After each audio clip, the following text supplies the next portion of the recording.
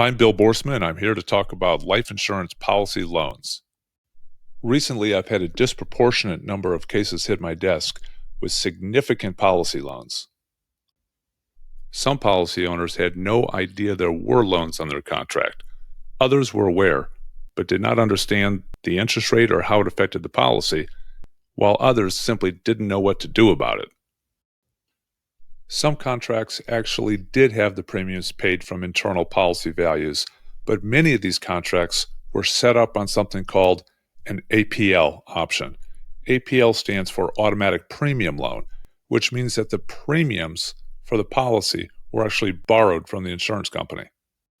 A problem with this is that many policy owners never understood how this worked, and the interest rates for these loans are very high, often 8%. Compounding those loans at 8% while adding the annual premiums over time has resulted in dramatic loans, which are now threatening many of these contracts. When we look down the road and do some modeling, we'll see where these numbers are going to end up, and it's not pretty.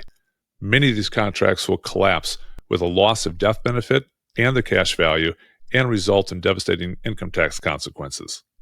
But it doesn't have to be this way.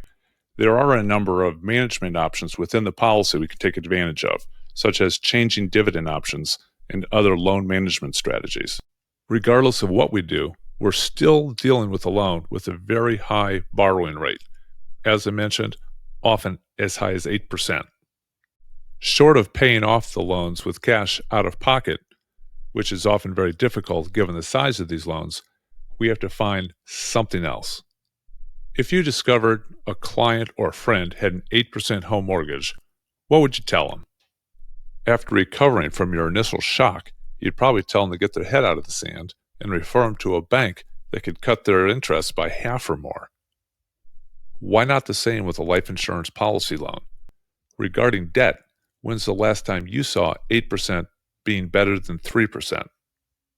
Many policy owners don't even think this would be possible.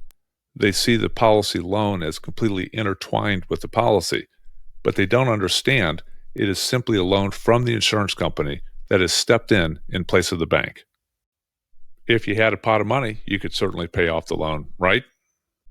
There is not much different with an external policy loan refi. The cash value of the contract collateralizes the loan, and now you have an unencumbered policy moving forward on a better performing basis, saving tens or hundreds of thousands of dollars a year, a restored death benefit, and the avoidance of catastrophic tax consequences. What's not to love? In all seriousness, this is the time for us to perform independent and objective modeling.